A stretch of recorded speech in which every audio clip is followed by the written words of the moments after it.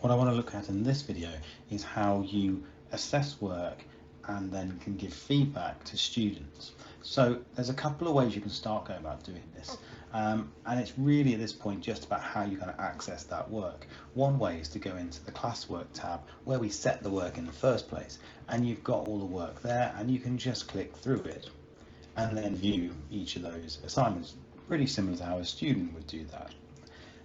The alternative way of doing it is to go into the grades tab at the top, and this will give you an overview of your students and the assignments they've done and what grades they've got.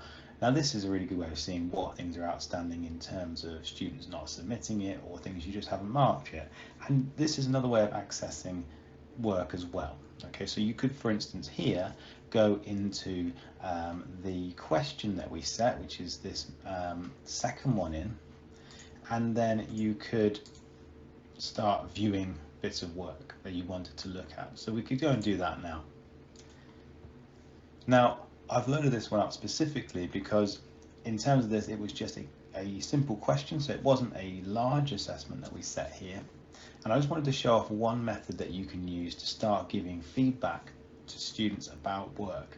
So you'll notice down the bottom here that I've got 3 private comments that have been written here, where I have first given a comment back about the initial response.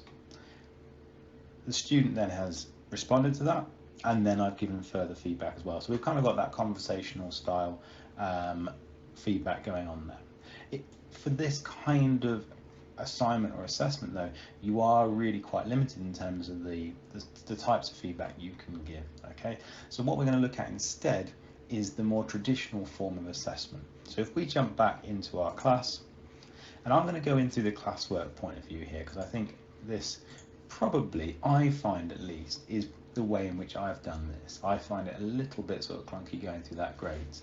I think that's a useful thing to have because it shows you that overview. If I want to look at a specific piece of work, particularly if I've set it to a whole group or I'm expecting to mark a whole group, I'd probably go in through here. If I was looking for a specific student as to whether or not they've done something or that kind of thing, then I might go in through grades. But anyway, it's this one down here that I'm going to focus on. Now remember, I did set 2 of this same assignment, and I'm going to ignore the Word version one for now because I want to focus on that separately as a little bit of an issue that we might find with that one. But in here, we're going to go into View Assignment, and then you will probably have a lot more students down the left-hand side.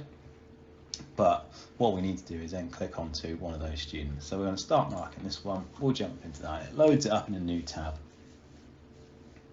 and it's going to load their work that they've done with the changes they've made. Okay, now I want to show 2 different areas to this and the difference in terms of what kind of feedback you can give to students here. But the first one is over the right hand side, where you've got a pretty self-explanatory kind of area where you can give it an overall total, and then you can add comments back into here. So that's the kind of same thing that I showed in that previous form of assessment, where I can write a message to the student. Obviously being a private message, they're the only ones going to see that. They can then write back to you with questions or letting you know that they've done something or whatever it might be. Okay, and I find that useful for that kind of backwards and forwards kind of conversation you might have. Now if you're finding that you're writing the same sort of thing over and over and over in those comments, which is fairly sort of common with some pieces of work at least, there is a comment bank available here that you can add to.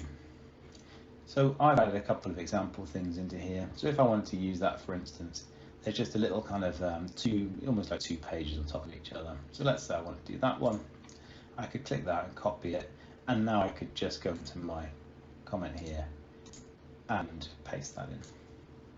Okay, make that a lot easier. So if you, like I said, if you're finding you're writing the same thing over and over, if you want to add your own comments, very straightforward. It's just above at the top, it says add to bank, and you'll just find that that bank of comments expands outwards as you kind of go.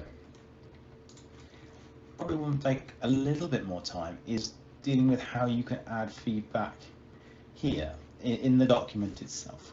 So the first thing that's probably worth pointing out here is that when you load this document up, you're actually in a non-edit mode in a way. So you'll see I've clicked here and it's at the top, it's saying suggesting now, and that's what it will default to. So we are simply suggesting possible changes that they might want to make. Now that is really useful.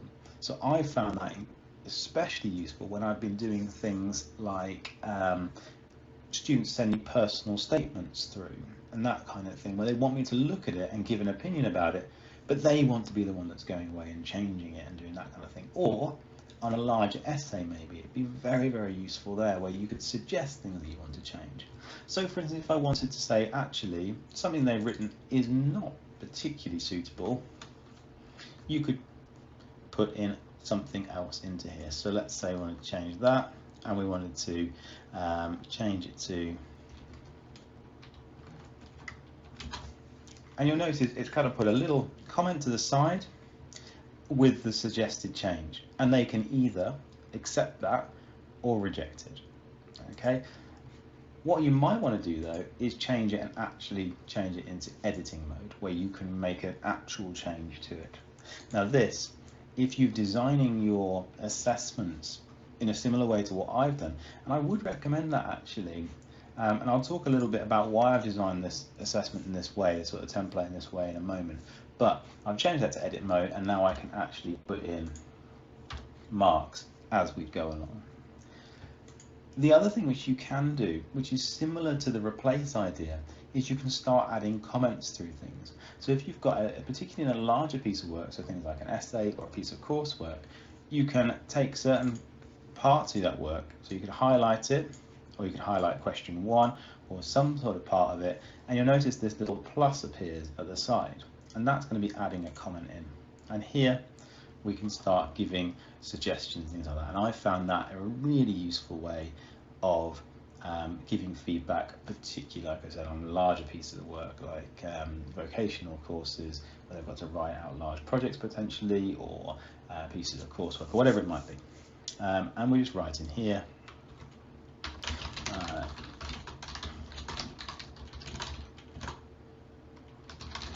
whatever it might be, and leave that there, and that just sits there for them. And they can also add replies to that in a similar sort of way to what you'd see with private comments. As I said as well, I want to talk very quickly about how I've designed this assessment or this assignment. I've designed it in a way that's going to allow me to quickly mark work and to provide feedback on a question by question basis as well, not necessarily using the comments as well. Now, particularly if you've come from a subject where you're used to being able to write a lot of written feedback on work, this sort of might seem a little bit different to that, because you obviously can't do that here. You can't really add written feedback as you would have done. So you need to give yourself space to do that. So I've added in here specific spaces where you are able to write in feedback about specific questions into there. I've also designed it in a table, so it makes it very easy just to move through this just by pressing tab on the keyboard, and it'll speed up your workflow. So a little bit of thought about how you design things, particularly if you're making something from scratch. I realise if you've got existing resources, you may not want to spend the time just altering them and changing them to make them fit, but it is worth thinking about what's going to work best for this way of giving out assignments and assessments.